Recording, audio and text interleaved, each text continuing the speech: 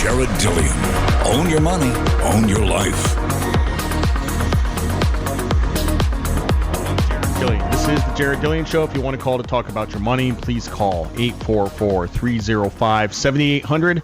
That's 844-305-7800.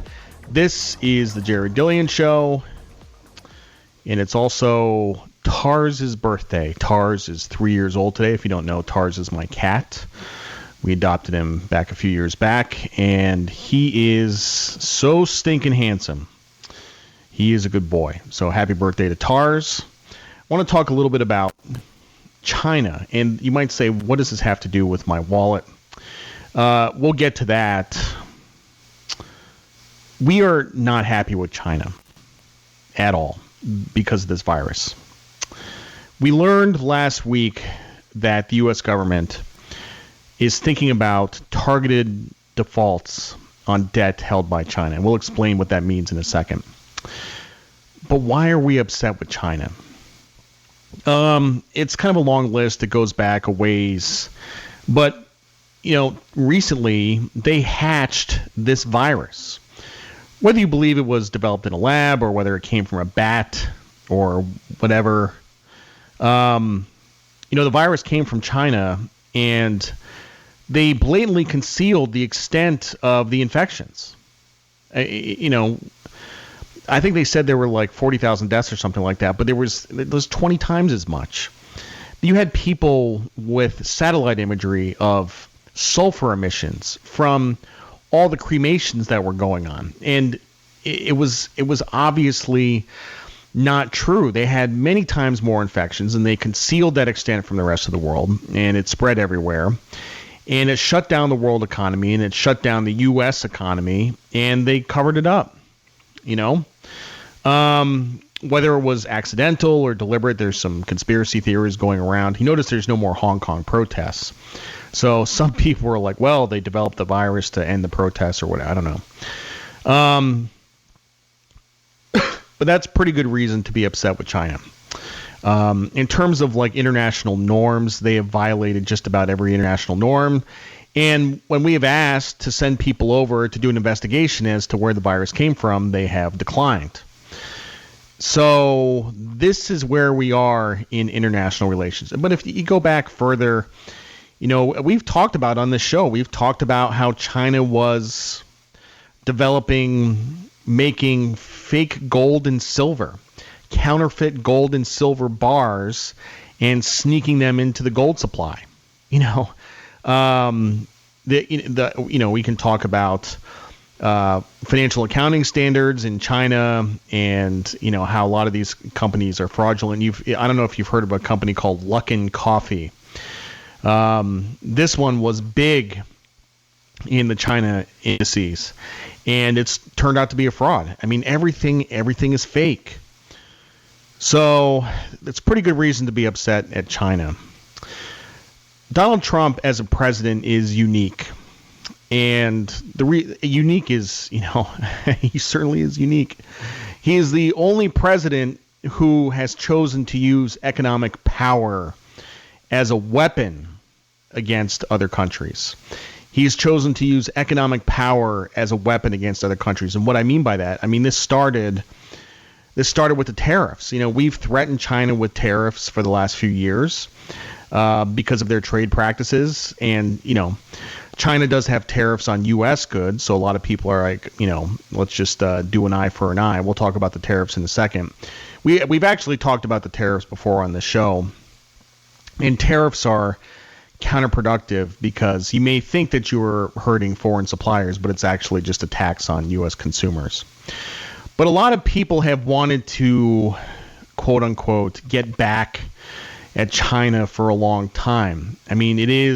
It's a communist country. It's not strictly communist. They've embraced elements of capitalism over the years, but it's still run by the Chinese Communist Party, and there's no political freedom, there's no press freedom, and they have this whole social credit. It's not a free country. But this, if you want to get back at China, this is not the way to do it. But let me tell you the way you really should not do it is to not pay back our debt. which is really, that's being considered. Like, we are actually considering not fulfilling our debt obligations. How much debt do we have? We have $23 trillion in debt. And China owns about $1 trillion of it. And they've had $1 trillion of debt for a long time. It's a big amount of money. It's a lot. So a lot of people have asked, can we just cancel the debt to China? And that's what we are considering doing. And I don't know the mechanics of that. Every bond has a QSIP. It's basically an identification number on a particular bond. Every bond has a QSIP. I don't know if we can track the bonds and tell which ones are held by the Chinese. I don't know the mechanics of that. But we are going to try. And Secretary of State Pompeo was talking about this on TV the other day. And Pompeo is the real deal, by the way. He was first in his class at West Point. He's an exceptionally bright guy. So if this is the beginning, if you were seeing this on TV, if they're talking about this, this is in the works. This is going to happen. Okay. And this would open up the biggest Pandora's box of all time of unintended consequences. You're supposed to pay your debt back. Even if it is held by your enemies, you have to pay your debt back. Just, for the sake of argument, if we defaulted on our debt to China, what does that mean? What does that do to our credit rating? Would the rating agencies downgrade our debt because we selectively defaulted to a country for political reasons? What does that do to interest rates?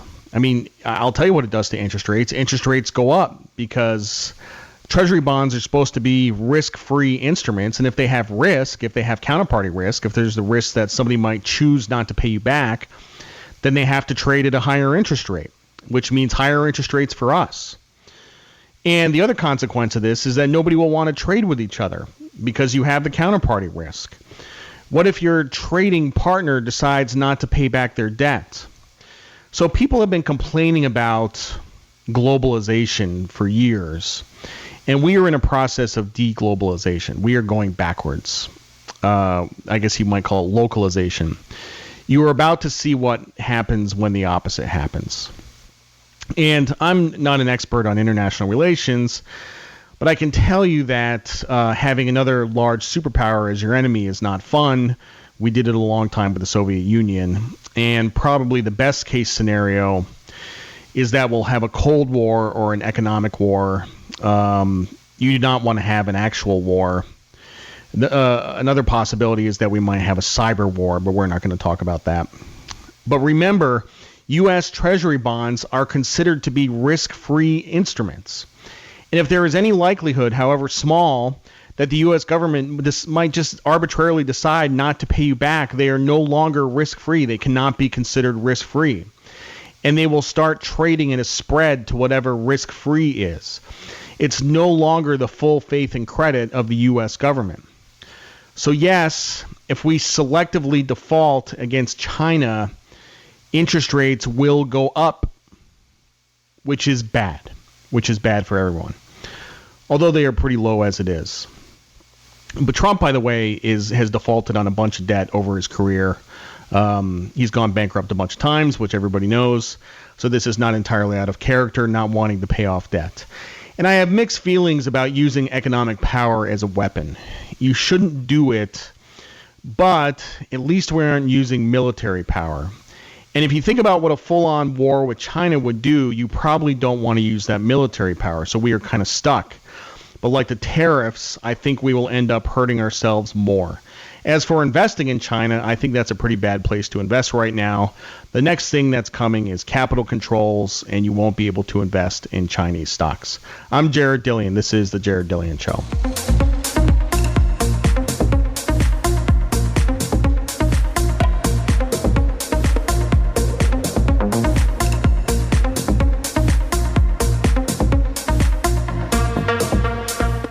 The Jared Dillian Show.